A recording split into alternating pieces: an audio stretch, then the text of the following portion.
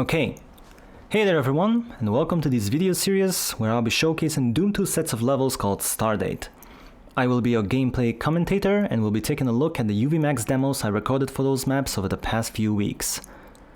The reason I'm making these videos is twofold. Primarily, I'm a big fan of commented Doom videos. While demos recorded for very hard levels are usually incredibly impressive, well, it's always nice to hear the author as it kind of reminds you that the person behind the run is an actual human being. However, the other reason is that beating those levels was not an easy task for me. Stardate has some of the most difficult Doom maps I've ever completed, so as I was playing them, I saw an opportunity to share my thoughts on the challenges I faced during this process. Stardate was created by Ribbiks, whom you might recognize from his all notable works such as Swim with the Whales and Sunless that he made together with Dane. It has two installments called 20x6 and 20x7 respectively, and we'll be playing through all the levels in those map sets, hopefully. You see, as of making this commentary, I still have the last two levels of Stardate 20x7 to beat, and hopefully I can manage that before it's time to make videos about them.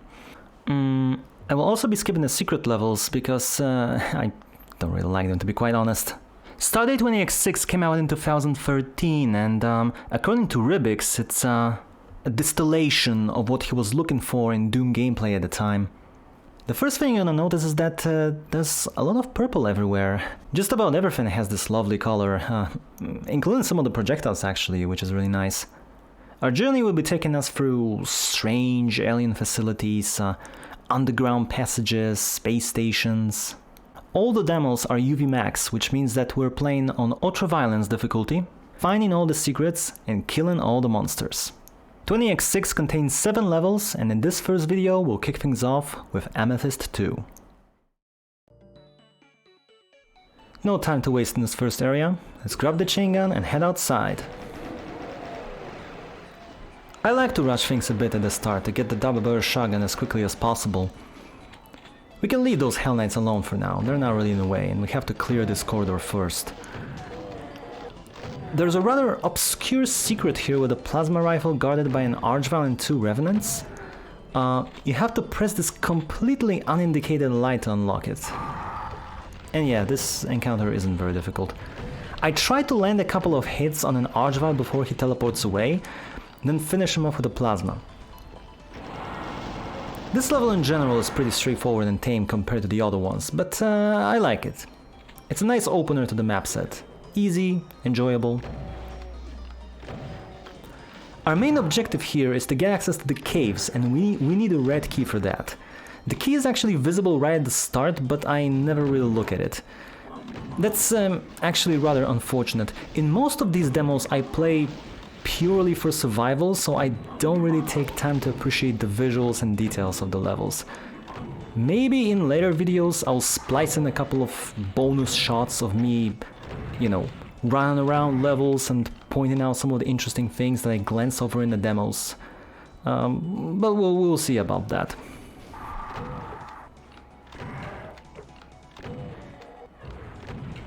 Okay, moving on. I want to clear this area of enemies before I proceed.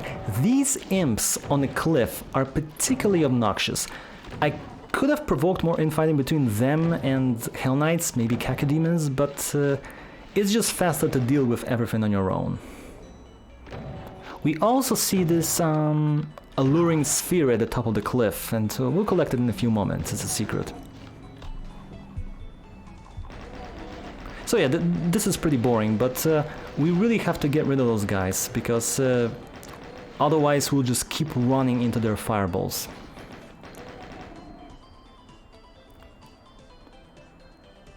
This is a weird encounter. There's a single Baron of Hell here, and once we pick up the armor, a bunch of demons get released while 2 solitary Revenants try to snipe us outside. I guess the intention was to force us out into the open where we're exposed to Revenant fire, but it's not even difficult to run away from there, so this whole situation is rather trivial. Some fights in 20x6 are rather merciful compared to those in later map sets made by Ribbiks. Just wait until we get to Stardate 20x7. There's some absolute insanity happening there. So yeah, just collect all the shells and we're moving on. And just like with imps, we have to get rid of those revenants because they'll just cause problems for us in the future. So up next, we'll head into the second part of the facility and towards the red key. We want to clear the passages that we're entering right now so that nothing bothers us as we explore. There's nothing particularly dangerous here. But there's a neat little room with a rocket launcher that we'll see in a minute. The floor is made of those tiny purple cavities, and it looks pretty cool. Yeah, there it is. So after we grab the launcher, 2 Cacodemons and a Pain Elemental get released. Pretty simple scenario, just get behind the Pain Elemental and blast him with an SSG. There are 2 secrets in this area. The first one is a shootable switch that opens a closet with a Berserk pack. And we'll see in a second. Yeah, there it is. The second secret requires us to drop down to a room with some supplies. Now, jumping down is actually not completely straightforward, so you might be led to believe that this hole is just a piece of decoration. Cool secret. Ah yeah, and this is a really nasty trap. A Revenant behind us and a couple of chain gunners in the front. Like, if you're not careful, these guys will just completely destroy you here. It's easy to get stuck. And yeah, here's another secret. A good old switch on the back of another switch, and we get the Soul Sphere out of the deal. When we come back, the way to the courtyard is open, but we have to deal with this group first. I tried to get them to infight so that I can focus on one of the Revenants, but it's not working out as well as I hoped it would.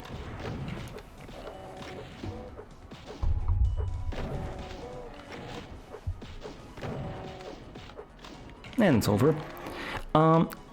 This next section is actually really easy, and I make it look hard. For some reason, the way out of this courtyard remains open, which lets us completely trivialize this encounter. However, just to make things interesting, I'm choosing to stay here for a while, because doing this slowly and carefully is really boring. Though I do take a lot of unnecessary damage in the process. I like these bullet hell situations in Doom. Imps die quickly and they deal very little damage. But in moments like this, they can really chip away your health in no time if you're not paying attention. The switch in the middle lowers the key, and then 3 Revenants warp in at the entrance. To be quite honest, I'm not really sure why I'm waiting behind this pillar. That just makes things harder, because the Revenants get out of the corridor and it's more difficult to dodge their missiles. Maybe I wanted to make sure I don't forget the key or something. Now we have a red key, but we still need to raise the lift that will take us to the door across the chasm. The switch is on a ledge above, and it's guarded by a couple of Cacodemons. While we're at it, we're gonna grab the final secret. This button unlocks a cell pack on the other side of the ledge. Meanwhile, raising the lift unleashes a Cyberdemon next to the red door, as well as a bunch of other monsters on the main platform. I try to get some of the Cacos to infight with the Cyber, and then I make my way back to the beginning. I will try to get him to kill as much stuff as possible. This is a fun activity more than anything else. Infighting really isn't essential here, but I guess it does save us some ammo. This entire scenario is rather awkward. Once all of the other monsters are dead, we could use the plasma rifle on the Cyber, but I don't do it, because I kinda wanna have spare cells for the finale. So I end up with this rather boring and uneventful process of shotgunning the Cyberdemon with an SSG. Yeah, I probably should have used plasma, at least to soften him up and then finish him off with an SSG. You might have noticed that I'm not using the standard Doom HUD. What you see now is one of the alternative HUDs in PR Boom Plus, and actually that's not even the one that I'm using when I play. I'm not sure why I have this one set up for demo replay. But yeah, I don't use the original HUD because it cuts off the top of the screen. I prefer to see more of what's going on. But sadly, this HUD and just about every HUD in PR Boom is really terrible. The best alternative HUD is in GZ Doom. I wish I could use that for demo recording.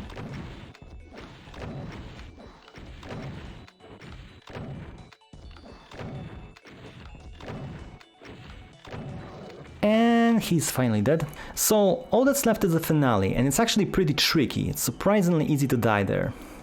We drop down and we're greeted by a group of revenants backed up by another cyber demon. As you can see, this area is very open, it has almost no cover, so it's genuinely difficult to avoid all of those homing missiles. We have to press that switch over there to unlock another switch that lets us enter the caves. However, doing so also unleashes a swarm of cacodemons and warps in an arachnotron onto that tower. There are actually two arachnotrons, the other one appears shortly after the first one dies. If you want to be Mr. Efficiency, you can just press that switch right off the bat and instigate a giant mess of an infighting, but it's pretty risky, so unless you're going for the record time, you will be fine doing both of those stages separately. Okay, so I go after the Arachnotron first, and I'm actually waiting for the second one to warp in, but he's not coming, so I refocus my attention on the cacodemons.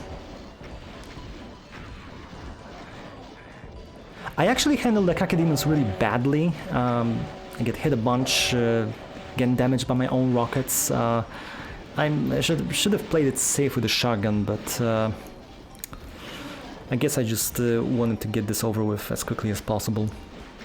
The cacodemons really aren't a problem unless you've left the cyberdemon alive. Then they might just block you when you catch a stray rocket and die. And that's that. The area is clear. We go up the lift and enter the depths below. So there you have it, Amethyst II. Pretty nice introduction to Stardate. Easy, short, straightforward. But trust me, things will only get more interesting from here on out.